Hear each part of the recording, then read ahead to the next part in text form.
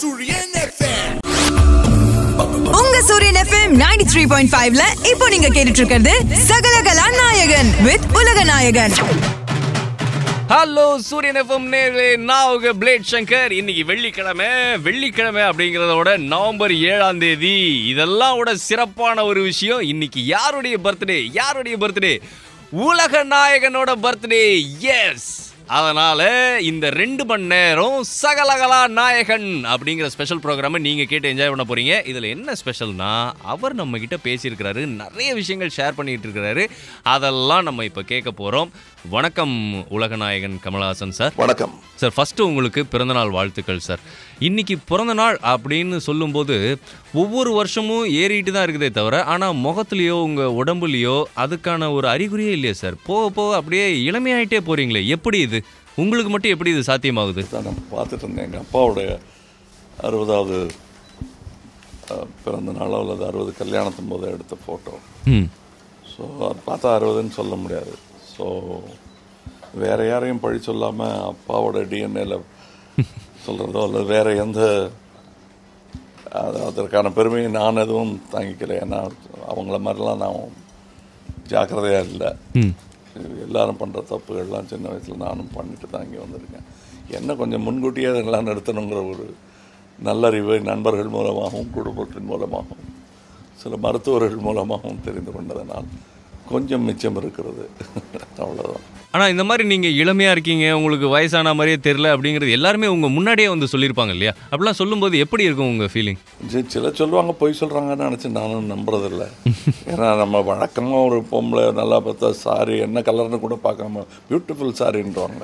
இல்லையே இது ஸ்கர்ட்டாச்சேன்னு சொன்னதுக்கப்புறம் தான் ஓஹோ ஸ்கர்ட்டு நல்ல ஸ்கர்ட்டுங்க, பரவாயில்லைங்க, நல்லா இருக்குன்னு ஏதாவது நல்லது சொல்லணுங்கிறதுக்காக அது ஒரு நல்ல குணம்தான். ஆனால் சில பேர் அதையே பெரும் பொய்யாக சொல்லிட்டு இருப்பாங்க சார். ஆனால் சத்தியமாக நான் உண்மையை தான் சார் சொன்னேன். நன்றி. நானும் நம்ப தயாராக இருக்கேன். நான் கொஞ்சம் வெகுளி, எல்லாத்தையும் நம்பிடுவேன் சார். என்ன சார் இப்படி சொல்லிட்டீங்க? இப்போது உங்களுடைய ரசிகர்கள் வந்து நிறைய பேர் இந்த திருக்குறள் ஒன்று தனியாக ஒன்று உங்களுக்காகவே பண்ணியிருக்கிறாங்க. அதாவது தோன்றினா கமல்ஹாசன் மாதிரி தோன்றணும் அப்படின்ட்டு ஒரு திருக்குறள் ஒன்று அவங்களே சொல்லியிருக்கிறாங்க. அதை பற்றி உங்கள் கருத்து? அவங்க பாப்புலேஷன் கண்ட்ரோலுக்காக அப்படி சொல்லியிருப்பாங்க. மற்றபடி அதில் ஒன்றும் அவங்கவுங்கள தோன்றணும், அவங்கவுங்கள மாறணும். தோன்றது எப்படி தோன்றினாலும் தனிப்பட்ட மனிதன். இப்போ நான் வந்து எங்கள் காலகட்டத்திலலாம் சிவாஜி பேர் தானே சொல்லியிருப்பாங்க. அப்படி அதை நினச்சிட்டு இருந்தேன்னா கமலுக்கு வாய்ப்பே இல்லாமல் போயிடும் இல்லையா? அதனால இனி வரும் கலைஞர்கள் வந்து எப்படி தோன்றினாலும் அதை விட சிறப்பாக மாற வேண்டும். அடுத்த தலைமுறையின் கடமை இந்த தலைமுறையை விட சிறப்பான நிலையை அடைய வேண்டும் என்பதுதான். அது ஏதோ நம்ம வாழ்த்து மட்டுமல்ல, மனித இனத்தின் தேவை. இல்லைன்னா இன்னும் 4 காலம் நடந்துருப்போம். Super sir. சார், இவ்வளோ வருஷம் நீங்கள் சினிமாவில் இருக்கீங்க, நீங்கள் பண்ணாத விஷயங்களே கிடையாது சினிமாவில். ஆக்டிங், டைரக்டிங், அப்புறம் ப்ரொடக்ஷன், அப்புறம் எழுத்தாளராக இருந்திருக்கீங்க, அப்புறம் பாடலாசிரியராக இருந்திருக்கீங்க, அப்புறம் பேர் என்ன பாடல் பாடியிருக்கிறீங்க. அப்பா நினச்சாலே எனக்கு அப்படியே திக்குன்னு இருக்குது, எப்படி ஒருத்தரால் இவ்வளோ விஷயங்கள் பண்ண முடியும் அப்படின்னு. பட் இவ்வளோ வருஷம் இது எல்லாத்தையும் பண்ணிகிட்டு இருக்கீங்களே, இவ்வளோ வருஷங்கள் பண்ணதுனால நீங்கள் கண்டென்ட் ஆனதா சொல்ல முடியுமா? ஏதாவது ஒரு சமயத்துலையாவது அப்பா நிறைய பண்ணிட்டோம் அப்படிங்கிற மாதிரி ஏதாவது தாட் வந்திருக்கா? கண்டென்ட்டுங்கிறது வந்து ரொம்ப ஈஸியாக, என்ன தயிர் சாதமான ஒரு சட்டி சாப்பிட்டதும் கண்டென்ட் ஆகுது. இது அறிவு சம்மந்தப்பட்டது, தொழில் சம்மந்தப்பட்டது, திறமை சம்மந்தப்பட்டது. அதனால் கண்டென்ட்டுங்கிற கண்டென்ட் திருப்தி ஆகிட்டேன் அப்படிங்கிற வார்த்தை வந்துன்னா, ஒன்று சோர்ந்து விட்டேன்னு அர்த்தம், இல்லை சோம்பேறி ஆகிறதுக்குன்னு அர்த்தம். ஏதோ 2ல் 1. இது 2ம் இல்லைங்கிறது வந்து ஒரு புறம் இருந்தாலும் இருக்கக்கூடாது என்பது தான் எனக்குள் நான் விடுக்கும் வேண்டுகோள். சார், இப்போ அடுத்து நீங்கள் நடித்து முடிச்சிருக்கிற படம் உத்தம வில்லன். அதில் உங்களுடைய குருநாதர் கே பாலச்சந்தர் சாரை நடிக்க வச்சுருக்கீங்க. அதை பற்றி சொல்லுங்கள் சார். அவர் நினச்சிட்டு பாரு பழின்னு. அதல்ல, இது வந்து ரொம்ப நாளாக நான் அவர்கிட்ட கேட்டுட்டு இருந்தேன். நான் ஆசைப்பட்ட ஒரு விஷயம். எப்படி பிரிஜு மகாராஜ் வந்து என் படத்தில் டான்ஸ் கம்போஸ் பண்ணணும்னு நினச்சேனோ, அது நம்ம ஒரு ரசிகனாக இருந்து பார்த்த விஷயம் நடக்காமல் ஸ்லிப் ஆகிட்டே வந்தது ஏதோ பல காரணங்கள்னால. சார், ஆனால் நீங்கள் நடிக்கிற படத்துல தானே அவர் கூட நடிக்கிறாரு. நீங்க இயக்குற படத்துல அவர் நடிச்சிருக்கலாமே. அது கிட்டத்தட்ட அதுதான். இப்போ நான் இவர் வந்து டப்பிங்க்கு நான் வந்திருந்தேன். வந்ததும் நீ தானே டைரக்டர், இவன் எதுக்கு வந்திருக்கான் கேட்டார் அவர். அவர் சும்மா அது மாதிரி ஜோக் அடித்தார். அதுக்கப்புறம் என் கையை பிடிச்சி கூடவே இரு அப்படின்னு பக்கத்துலேயே உட்காந்து வச்சுக்கிட்டாரு. இது வந்து நாங்கள்லாம் அப்படி தான் ஒரு குழுவாக ஒர்க் பண்ணிட்டு இருந்தோம். அவர்கிட்ட இருக்கும்போது முடிஞ்சு போச்சு, நான் புறப்பட்டுமா சார், ஷூட்டிங் முடிஞ்சு போகிறேன். எங்கே போகிறேன், என்ன பண்ண போகிறேன், வீட்டுக்கு போய் வா, என்ன பெருசாக ஒன்றும் வெட்டி பிடுங்க போகிறது, இங்கே வா, இங்கே உட்கார், ஏதாவது வேலை கொடுறா அவனுக்கு, என்ன ரிஃப்ளெக்டர் பிடிக்கிறதோ ட்ராலி தள்ளுறதோ அந்த மாதிரி வேலையெல்லாம் கிடைக்கும் எங்களுக்கு. பட் அப்போ வந்து என்னென்னா வீட்டுக்கு கூட போக விட மாட்டேங்கிறாரு. கொத்தடிமைன்னு நாங்கள்லாம் கேள்வி பண்ணிக்குவோம். போச்சுரா இருன்ட்டார். பேசணும் உங்கள்கிட்ட அப்படின்னாருனா இருந்து தானே ஆகணும். ஸோ ஷூட்டிங் முடிகிற வரலாம் இருக்க வேண்டியிருக்கும். 6 மணிக்கு போய் இங்கே எங்கேயாவது ஃப்ரெண்ட்ஸோட ஜாலியாக இருக்கலாம்னா அதுக்கெல்லாம் இல்லாமல் போயிடும். பட் அதெல்லாம் என்னுடைய முதலீடாக நான் நினைக்கிறேன். அவர் எனக்காக அவர் போட்ட முதலீடாக நான் நினைக்கிறேன். இன்றைக்கி அதெல்லாம் எனக்கு ஒரு லைட் எரியலை, ஒரு என்ன பிஎஸ் லோகநாத்னு ஒருத்தர் இருந்தார். ஏய் சும்மா தானே இருங்க, அந்த லைட்டை கொஞ்சம் பிடி, அந்த ஹெட்லர் லைட்டை பிடின்னு, ஹெட்லர்னு ஒரு லைட் இருக்கும் சுடும், அதை மேலே வச்சு அது மேலே சொல்லு பிடியா, பெரிய ஹீரோவா நீ, ஆக்டர் ஆகிட்டா லைட்டு பிடிக்கக்கூடாதா அப்படின்னு அவங்க அடித்த கிண்டல். அந்த ஒரு விதமாக என்னை போட்டு தண்டிக்கிறாங்க இவங்களுக்கெல்லாம். அந்த டெக்னீஷியன்ஸுக்கே ஒரு ஈகோ, நம்மளை பார்த்து பொறாமல், அதனால தான் நம்மளை இந்த மாதிரி மீனியல் ஜாப்ஸ் எல்லாம் கொடுக்குறாங்கன்னு நினச்சிருந்தேன். அது எவ்வளோ பெரிய ஒரு ஒரு ஒரு பலமாக, ஒரு அஸ்திரமாக என்று எனக்கு பயன்படுகிறது.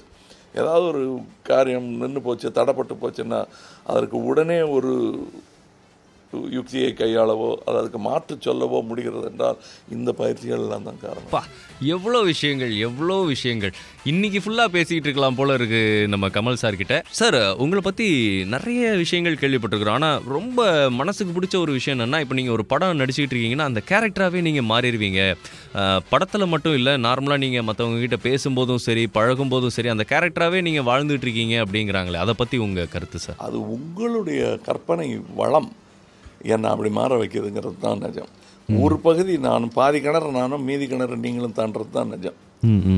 நான் ஒரு கோடு இட்டு காட்டினது உங்கள் கற்பனை உலகத்தில் நீங்கள் அங்கே போயிடுறீங்க. அது வந்து ஒரு வேன்காகோட ஓவியத்தில் நிஜமாகவே 3Dயை பார்க்குறது வந்து ரசிகன் தான். வரைந்தவர் 2Dயில் தான் வரைஞ்சிருப்பார். அதில் 3Dயாகவும் 4Dயாகவும் அவன் பார்க்குறான்னா அது வந்து ரசிகருடைய ஒரு பங்கும் இருக்கிறது. இதில் என்ன ஒரு ஒத்துமை என்னன்னா, அந்த 4Dயை வேன்காகவும் பார்த்துருப்பார், ஆனால் அது வந்திருக்காது. இந்த 2 மனங்களும் ஒற்று போகும் இடத்துல தான் உன்னத கலை உருவாகுது. ஸோ இதில் வந்து அதுவாகவே வாழறது அதெல்லாம் வந்து எங்களை மத்தியானம் லஞ்சு ஞாபகம் இருக்கும். கண்டிப்பாக பசிக்குது, ரெடி ஆகிடுச்சான்னா அதை ஞாபகம் வச்சுட்டு இருப்போம். சம்பளம் கொடுக்கலையே என்ன ப்ரொடியூசருங்கிறது ஒரு பக்கம் உறுத்திக்கிட்டு இருக்கோம். வீட்டுக்கு போகணுங்கிறது ஒரு அடுத்த படம், முந்தாடி படம், இதுக்கு முந்தின படம் சரியாக போகலையே, இது நல்லா போகணும், இவ்வளோ பதட்டங்கள் இருக்கும். சில நேரங்களில் பழா போன பதட்டங்கள் ஷாட்டுக்கு நடுவில் கூட வத்தால தூக்கும். அதை போட்டு அடித்து பெருச்சாளி மாதிரி அடித்து கொண்டுட்டு தான் நம்ம அடுத்த வேலைக்கு போக முடியும். இதெல்லாம் நம்ம சொல்லிக்கிறதுக்கு சரியாக இருந்தாலும் கூட இதையெல்லாம் விஞ்சி எப்படி வந்து ஒரு நல்ல ஏழை கலைஞன் ராஜா வேஷம் போடும்போது அந்த நேரத்தில் ராஜாவாகவே மாறிடுறான்னு சொல்கிறாங்க இல்லையா, அந்த அளவு தான் நிஜம். அதற்கு மேலே இதுக்கு சொல்கிறது ஒரு நடிகருக்கு வந்து அவருக்கு இன்றைக்கி மூடு சரியில்லை நாளைக்கு வச்சுக்கலான்னா சோம்பேறின்னு தான் நான் சொல்லுவேன். மூடெல்லாம் எல்லா நேரத்துலையும் இருக்கணும். ஒரு கயிற்றில் ஆடும் ஒரு தொம்பக்கூத்தாடிக்கு வந்து மூடாவது சூடாகுது. ஆள் கூட்டமும் வந்துச்சு, மேளமும் அடிச்சிட்டாங்கன்னா ஏறி ஆடித்தான் ஆகணும். ஒரு ரசிகர்கள் கூடிட்டா பர்ஃபார்ம் பண்ணியே ஆகணும். இது பல நேரங்களில் பல பேர் வந்து உடம்பு முடியாமல் கூட ஷூட்டிங்கெல்லாம் வந்து செட்லேயே விழுந்து செத்தவங்கெல்லாம் தெரியும். இது வந்து அபாயம்னு சொல்ல, ரோட்டில் சாகிறத விட பஸ் அடித்து சாகிறத விட இது ஒரு நல்ல சாவதானம் கூட படத்தை முடிச்சுட்டு சாக வேண்டியது கடமை எங்களுக்கு. சார், இந்த மருதநாயகம் அப்படிங்கிற இந்த பேர் வந்து என்றைக்கு நீங்கள் இந்த டீசர் விட்டீங்களோ அன்னிலேருந்து உலகம் ஃபுல்லாக அதை பற்றி தான் பேசிகிட்டு இருக்கிறாங்க. இப்போ கூட எங்களால் மருதநாயகம் டீசர் மட்டும்தான் பார்க்க முடியுது. படமாக எப்போ அது வெளியில் வரும் அப்படிங்கிற ஏக்கம் மொத்த தமிழ் மனங்களுக்கும் இருக்குது. அது எப்போ சார் வெளியில் வரும்? படத்தையே அது ஒன்றும் இல்லை, ஒன்றும் வேண்டாம், அது கொஞ்சம் செலவாகும். ஒரு 1 லட்சம் 10 லட்சம் பேர் சேர்ந்து ஆளுக்கு ஒரு 100 ரூபாய் போட்டிங்கன்னா முடிஞ்சிடும். இப்போ தான் நிறைய படங்கள் பீப்புள் ஃபண்டிங்கில் வருதே சார். அதுதான் சொல்ல வரேன். எனக்கு ஒரு 100 கோடி கொடுத்தா முன்ன பின்ன இருந்தாலும் நான் அட்ஜஸ்ட் பண்ணிக்கிறேன், சம்பளம் வாங்காமல் ஒர்க் பண்ணிடுறேன் நான். பட் இது வந்து ஆங்கிலம், தமிழ், ஃப்ரெஞ்சு மொழி படம், மொழிகள் படம். அதனால தான் எனக்கு இன்னும் ஜாக்கிரதையாக கொஞ்சம் அவசரப்பட்டு ஏதோ டக்குன்னு எடுத்தோம் முடித்தோங்கிற மாதிரி பண்ண முடியாது. உத்தம வில்லனும் நல்ல படம் தான், ஆனால் அதில் அதோடைய மார்க்கெட்டபிலிட்டும் சீரணமும் கம்மி. அது எத்தனை மொழிகளில் போகுதுங்கிறது பார்த்தோன்னா இந்த மொழிகள் தான், அதனாலதான் அதில் பிரச்சனைகள் ஜாஸ்தி. சார் ஆனால் இப்போ நிறைய படங்கள் 100 கோடிக்கு மேலே பட்ஜெட்லேயே பண்ணிட்டு ரிலீஸ் ஆகுது சார். எங்கள் எதிர்பார்ப்பான மருதநாயகம் மட்டும் ஏன் அதை பண்ண முடியல? நிஜமான 100 கோடிங்க, அது நிஜமாவே 100 கோடி நான் சொல்கிறேன். பட் சார் நீங்கள் கமல்ஹாசன் அப்படின்னு சொன்னாலே மல்டி டாஸ்கிங் அப்படின்னு கண்ணை மூடிட்டு ஒரு குழந்தை கூட சொல்லிடுங்க. ஏன்னா ஒரு இயக்குனராக, ஒரு தயாரிப்பாளராக, ஒரு பாடலாசிரியராக, ஒரு எழுத்தாளராக, ஒரு நடிகராக, இன்னும் ஏகப்பட்ட விஷயங்கள் எல்லாமே நீங்கள் பண்ணிட்டுருக்கீங்க. உங்களுக்கு மட்டும் எப்படி இதுக்கெல்லாம் டைம் கிடைக்குது? அது இல்லவே இல்லைங்க, இதுக்கு ரொம்ப டைம் இருக்குது. இப்போ மொத்த சினிமா இண்டஸ்ட்ரியே கொஞ்சம் மெத்தனமாக இருக்கிற மாதிரி தான் எனக்கு தோணுது, நான் உள்பட. ஏன்னா திரு பாலச்சந்தர் அவர்கள் 1974 4 படம் ரிலீஸ் பண்ணியிருக்காரு. 5வது படத்துக்கும் 6வது படத்துக்கும் ஷூட்டிங் நடந்தது ஒரே வருஷத்துலையா? அவருக்கு வந்து 40 தாண்டினவர். அவர் ஏதோ சின்ன இளைஞர், 25 வயசு பாலச்சந்திரன் அவர். ஸோ இதெல்லாம் நம்ம சும்மா ஏதோ பெரிய 4 கேமரா 5 கேமரா வைக்கிற வசதி வந்ததுக்கப்புறம் இன்னும் எடிட்டிங்கெல்லாம் அங்கங்கேயே பண்ணிக்கிற வசதிகள் வந்த பிறகு கொஞ்சம் நம்ம மெத்தனம் ஜாஸ்தி ஆகிடுச்சோ. இதெல்லாம் வேன் கூட கிடையாது எங்களுக்கு. அதுக்காக நான் அந்த காலம் நல்ல காலம்னு சொல்ல, இது சிறப்பான காலம். இவ்வளவு நாங்கள் கண்ட கனவுகள் எல்லாம் பலித்து கொண்டிருக்கும் காலம். இதை இன்னும் கொஞ்சம் வேகமாக நினைவாக்கலாம். அதைத்தான் நானே பண்ணிகிட்ருக்கேன். இன்னும் என்னால் 5 படம் கொடுக்க முடியும் வருஷத்துக்கு, முடியும், இது சாத்தியம். அது நல்ல குழுவும் நல்ல இவங்களும் அமைஞ்சு நல்ல எல்லோரும் பணத்தை ரெடியாக வச்சுக்கணும். இந்த முதலாளிங்கிறதுக்கான அர்த்தத்தை முழுமையாக நாங்கள் புரிஞ்சுக்கலைங்கிறது தான் அது அர்த்தம். முதலை ஆள வேண்டும், அது நம்மளை ஆளக்கூடாது. முதலை ஆள்பவன் தான் முதலாளி. அது ஆள முடியாமல் அலைஞ்சிட்டு இருக்கிறதுனால தான் பல பேருக்கு பல ப்ராஜெக்ட்ஸ் டிலே ஆகுது. பணம் இருந்தால் முடிக்கிற ப்ராஜெக்ட்ஸ் தான் நிறையா. ஒரு 150 ப்ராஜெக்ட் நிற்கிதுன்னா அது பணம் இல்லாமல் நிற்கிறது தான் முக்கியம். ஐடியா இல்லாமல் நிற்கிறதுன்னு ஒன்று, அது பியூர் சோம்பேறித்தனம். இன்னொன்று மெத்தனம், இல்லது திட்டமில்லாத ஒரு தன்மை, அவ்வளோதான். ஆனால் நீங்கள் அந்த காலத்துலலாம் அவ்வளோ படங்கள் வந்துச்சு அப்படின்னு சொன்னீங்களே, இப்போ அந்த கால படங்கள் பாடல்கள்லாம் கேட்கும்போது இப்போ ஒரு பல்லவி இல்லை ஒரு சரணம்லாம் அப்படியே ஒரே ஷாட்லேயே எடுத்து முடிச்சிருவாங்க. அதுக்கேற்ற மாதிரி நடிகர்களும் ஃபுல் பாட்டும் அவங்களே அந்த லிப்சிங்க்லாம் அழகாக பண்ணிடுவாங்க. இப்போ வந்து மக்களும் சரி, படம் எடுக்கிறவங்களும் சரி, இந்த கட் பை கட் போகலாம் அப்படிங்கிற அந்த யுக்தியில் வந்து மாட்டிக்கிட்டாங்களோ அப்படின்னு நினைக்கிறீங்களா? இல்லை அதனால தான் லேட் ஆகுதா? இல்லை, அது ஒரு இயக்குனருடைய நிர்ணயம் அல்ல தேவை என்று சொல்லலாம். அது ஒவ்வொன்றும் ஒவ்வொரு மாதிரி இருக்கணும். அதாவது இப்போ அரிசி விரத்தம்னு ஒன்று இருக்குது, நாலடியார்னு ஒன்று இருக்குது, திருக்குறள் 2 வரியில் சொல்கிறதுங்கிறது அது அவங்கவுங்களுடைய தேவையும் வீரியமும் இப்படித்தான் சொல்வேனுங்கிற தைரியத்தையும் பொறுத்தது. அதுக்கும் அது ஒரு பகுதி. இன்னொன்று, சில நடிகர்களுக்கு இவ்வளோதான் பண்ண வரும், இதுக்கு மேலே நீட்னா குட்டு வழிபட்டு போகும் அப்படிங்கிறதுக்காக கட் பண்ணி எடுக்கிறது. அப்படி பார்த்தீங்கன்னா இப்போ என்னுடைய அந்திமழைங்கிற ஒரு பாட்டு பார்த்தீங்கன்னா நிறைய கட்ஸ் இருக்கும். அந்த நேரத்தில் அவ்வளோ கட்ஸ் வைக்க மாட்டாங்க. அதை உடைத்தெறிந்தது வந்து அந்திமழை பாட்டு. ஒரு பாட்டை வந்து கிட்டத்தட்ட 30 நாள் எடுத்தோம். ஏன்னா காரணம் என்னென்னா, அதுக்காக பாக்கினா வேறு ஷூட்டிங் நடக்காமல் இதை மட்டுமே பண்ணிகிட்டு இருப்போம்னு அர்த்தம் இல்லை.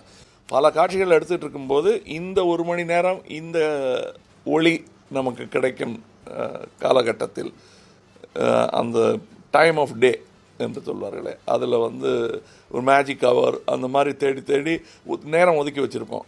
இப்போ 5:30 மணிலேருந்து 6:30 மணி வரலாம் அந்திமழை எடுக்கிறோம் இன்றைக்கி அப்படின்றது சொல்லிவிடும். இந்த லொக்கேஷன்லேருந்து அங்கே போகும்போது பாதி வழியில் எடுத்துகிட்டு போவோம். இந்த மாதிரி 30 நாள் எடுத்தது. ஸோ எந்த பாட்டுக்கான எந்த லைனுக்கான வரியை இன்று நாங்கள் படப்பிடிப்பு செய்கிறோம் என்பதை முன்கூட்டியே திட்டம் போட்டு வச்சுருந்தோம். கட்ஸ் எங்கள் மனசில் இருந்தது, அத்தனை கட்ஸ் இருக்கும். இன்னும் சொல்லப்போனால் ட்ராலி போயிட்டே இருக்கும்போது லென்ஸ் சேஞ்ச் ஆகும். அதெல்லாம் அப்போ ரொம்ப புதுசாக இருந்த மாதிரி இருந்துச்சு. உண்மையிலேயே இந்த நாள் வந்து எனக்கு மறக்க முடியாத அளவுக்கு ஒரு சிறப்பான நாள். ஏன்னா அவர் கூட பேசிகிட்டு இருக்கிறோம் அப்படின்னு நினைக்கும் போதே ரொம்ப பெருமையாக இருக்குது. நேயர்களே, நீங்களாம் கேட்டுட்டு இருக்கிறது சகலகலா நாயகன் கமல்ஹாசன் சாரோட பேசிகிட்டு இருக்கிறோம். அவருடைய பிறந்தநாள் ஸ்பெஷலாக நம்ம சூரியன் FM 93.5ல கேளுங்க கேட்டுக்கிட்டே இருங்க. உங்க சூரியன் FM 93.5ல இப்போ நீங்க கேட்டுட்டு இருக்கிறது சகலகலா நாயகன் வித் உலக நாயகன்.